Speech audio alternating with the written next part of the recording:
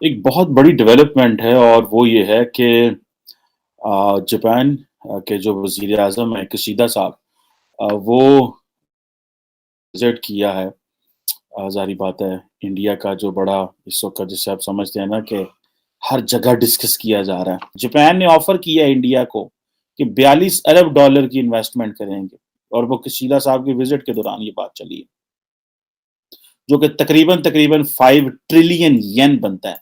5 trillion येन। ये कोई छोटा अमाउंट नहीं है।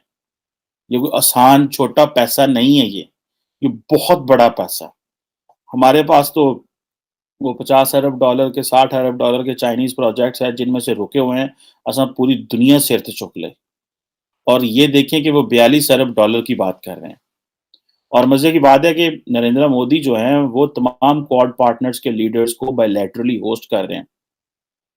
और ये जो थी बेसिकली कहा जा रहा था कि जो 40th India Japan annual summit है और इसमें ज़ाहिर बात है उन्होंने बड़ा एक दूसरे के साथ जो है वो एप्रिशिएट किया, सपोर्ट किया। अब मज़े की बात ये है कि जैसे मैंने पहले कहा कि पाकिस्तान को तो पता भी नहीं क्या बात है। अगर आप जॉइंट स्टेटमेंट पढ़ेंगे उस विज़िट की जो कि इंडिया की जो मिनिस्ट्री ऑफ एक्सटर्नल अफेयर्स है, उसके मीडिया सेंटर ने जो है वो शेयर की है। उसका जो पैरा पाकिस्तान के हवाले से है, वो बड़ा खतरनाक है। और मेरा नहीं ख्याल कि पाकिस्तान की गवर्नमेंट ये एक्सपेक्ट करती होगी कि जापान जो है वो पाकिस्तान के खिलाफ इस तरह की स्टेटमेंट देगा और ये पाकिस्तान की फॉरेन पॉलिसी का सीधा-सीधा फेलियर है। एक बात तो ये है कि आज से 2 साल पहले मेरा ख्याल है कि जापानीज़ फॉरेन मिनिस्टर पाकिस्तान आए और वो पता चला था कि 9 साल बाद जापानीज़ फॉरेन मिनिस्टर पाकिस्तान आ रहे हैं, 9 साल बाद। उससे ये पता चलता है कि पाकिस्तान जो है वो जापान को कितनी अहमियत देता है। रिसेंटली मुझे पता चला कि पाकिस्तान ने कुछ जापान से कर्ज़े लिए हुए थे और वो कर्ज़े हम वापस ना कर सके और जापान की पॉलिसी ये है कि अगर वो एक दफ़ा वेव ऑफ कर दें कर्ज़ा, तो वो दोबारा कर्ज़ा देते नहीं हैं, लोन नहीं देते। और मज़े की बात ये है कि इस हवाले से मुझे मौका मिला थोड़े दिन पहले, 2-1 दिन पहले आई थिंक 16 मार्च को कि जापानीज़ फ़ॉरेन ऑफ़िस ने मुझे इनवाइट किया कि पाकिस्तान और जापान के जो 70 साल के ताल्लुकात हैं, उसके ऊपर बात की जाए। उसमें मैं अकेला नहीं था, सार्क ममालिक से उन्होंने तमाम लोगों को बुलाया हुआ था, जो भी जिनको वो बुलाना चाह रहे थे, भारत से भी थे, श्रीलंका, मालदीव्स, भूटान, जितने भी ममालिक थे उन सबको बुलाया गया था, नेपाल से सबको बुलाया गया और हमने वहाँ पे बात की कि कौन-कौन से मुल्क के क्या ताल्लुकात हैं, पाकिस्तान के क्योंकि 70 साल हो गए थे।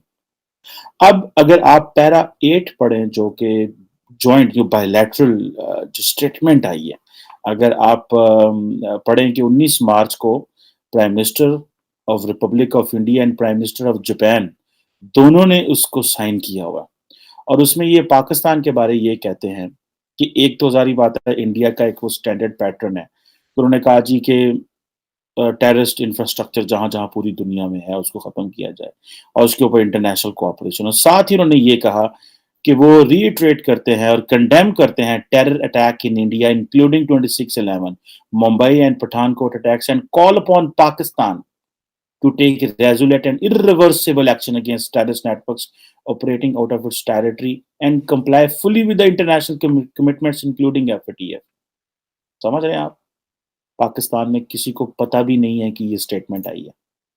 जितनी देर हो गई है मुझे पाकिस्तान को मीडिया देखते हुए, क्योंकि हमारे अंदर के मसाइल इतने हम हमारे अंदर तो ऐसे अनार्की फैली हुई है कि सुप्रीम कोर्ट को नोटिस लेना पड़ गया उस अनार्की का। तो हमारे लोगों ने क्या स्टेटमेंट देनी है या फॉरेन ऑफिस ने क्या बोलना है या प्राइम मिनिस्टर ने क्या बोलना है? ज़ाहिर बात है पता तो चल गया।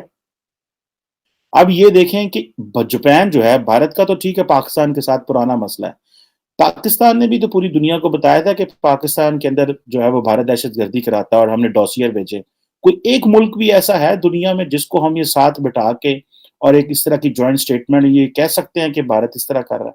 कि जापान के पीएम ने इंडिया का विजिट किया है और एक अनाउंसमेंट की है कि 42 बिलियन डॉलर्स की वो इन्वेस्टमेंट करने जा रहे हैं नेक्स्ट 5 ईयर में। जापान के पीएम इंडिया में विजिट किया है और उन्होंने इन्वेस्टमेंट की है कि वो 42 बिलियन डॉलर्स की इन्वेस्टमेंट करने जा रहे हैं नेक्स्ट 5 ईयर में। तो इससे इंडिया को क्या फ़ायदा होने जा रहा है और इंडिया की जो इकॉनमी है उस पर कितना फ़र्क पड़ेगा इसका? as India has a good economy right now, so if they are investing here, the foreign investment will definitely make India more stronger. So it's good for their economy, obviously. लेकिन इस सब के अंदर एक बहुत बड़ा मंसूबा और एक बहुत बड़ी साजिश, और इस सब में आपको मालूम है कि 23 मार्च की परेड आने वाली है।